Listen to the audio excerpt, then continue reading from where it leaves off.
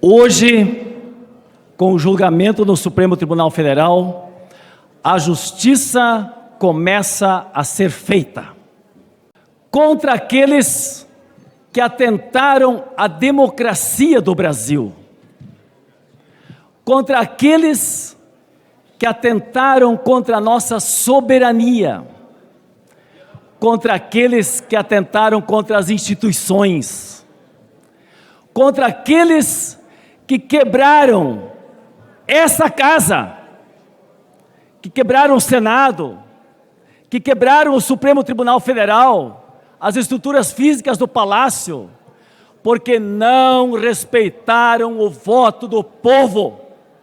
E qual foi o voto do povo? Eleger o presidente Lula. Mas como querem a ditadura, como não respeitam a democracia, fizeram de tudo para impedir que nós pudéssemos, pela democracia, assumir a presidência da República com quem foi eleito pelo povo. Fake news, impedimento para que as pessoas pudessem se deslocar e votar, tentativa de estourar bombas para criar um sistema de instabilidade no aeroporto aqui em Brasília, um plano de assassinato do presidente eleito, do vice-presidente, de ministros do Supremo Tribunal Federal, tudo isso para ter o poder a qualquer custo. O Supremo Tribunal Federal, e quem acompanhou hoje vai dizer que momento histórico. Há 203 anos atrás, Dom Pedro proclamou a independência, isso ficou um marco histórico do país. Eu quero dizer que hoje nós teremos um novo momento histórico, onde vamos afirmar a democracia e a soberania desse país.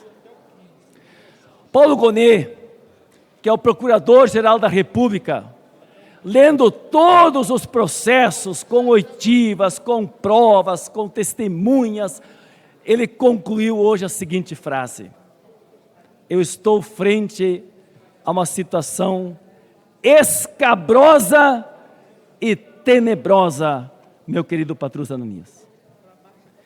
E isso talvez incomode aqueles que não gostam da democracia.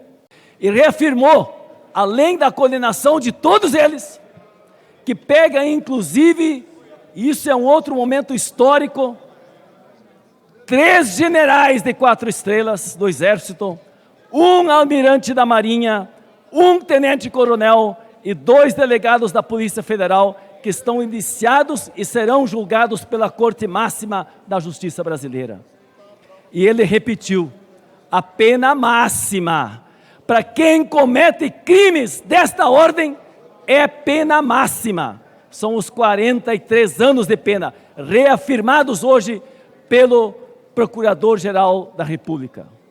Nós não estamos, queridos deputados e deputadas, povo brasileiro, nós não estamos falando de outros crimes. Nós poderíamos falar do crime negacionista que fez com que não se tivesse vacina para as pessoas. São familiares, parentes, irmãos nossos que não puderam ter vacina pelo crime cometido pelo ex-presidente, que foi o pior presidente da República, Jair Messias Bolsonaro. Nós nem estamos falando disso. E eu quero que os processos andem sobre esse tema também, porque foi criminoso o que fizeram, permitindo que tanta gente morresse no Brasil. Nós hoje estamos falando dos crimes de atentado, abolição ao Estado Democrático de Direito. Nós estamos falando da tentativa de golpe. Nós estamos falando de todo o movimento que se fez contra as urnas, que elegeram os representantes de todas as áreas e que ninguém questionou, apenas o resultado do presidente pelo seu interesse de ter o poder a qualquer custo. Mas mais do que isso, olha um absurdo que conseguem fazer no momento em que passam a pedir anistia. Eu quero dizer claramente que a impunidade é a mãe de todos os crimes. E hoje, pedir anistia significa apostar na impunidade de um criminoso.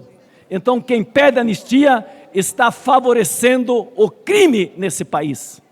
E se nós temos hoje tanta situação de violência, de agressões, de ódio, de mentira, de fakes, é porque há uma naturalização do crime. há uma certa autorização para as pessoas cometerem o crime. E quem está a defender a anistia está dizendo para a população brasileira que a impunidade, que quem comete crime, ele vai ser anistiado e, portanto, os crimes continuarão a aumentar, infelizmente, com esse conceito da extrema-direita. Por isso é que nós precisamos mobilizar a sociedade. Por isso que nós somos contra a anistia para criminoso. E esse debate nós faremos com toda a sociedade brasileira, com todas as instituições, e é assim que nós queremos conclamar a todos, porque o Brasil precisa passar essa página triste da história, onde quem cometia crime não ia para o banco dos réus. E isso está mudando, e por isso esse momento é tão importante na história brasileira. Chegaram ao absurdo de solicitar o Trump, esse mito, ídolo dessa extrema-direita, que está prejudicando as empresas do mundo inteiro, que está prejudicando internamente o povo americano, provocando uma inflação alta, prejudicando as economias, ralando e dificultando empresas, tirando empregos. Solicitaram uma intervenção do Trump para prejudicar as nossas empresas, e se libertasse o Bolsonaro da cadeia, tirariam esse arbítrio sobre as empresas. São capazes de querer prejudicar o país, querem destruir as nossas empresas, destruir o nosso emprego para salvar a pena de um criminoso. Não é razoável. E é isso que nós estamos dizendo. Reflitam. Dizer que há uma perseguição, mas de onde perseguição?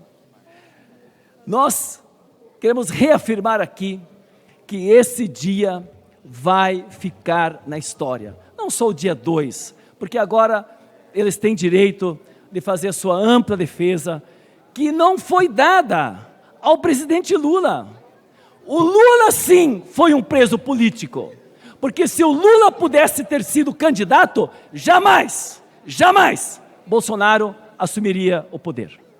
E mesmo assim, o Lula disse: eu vou provar a minha inocência.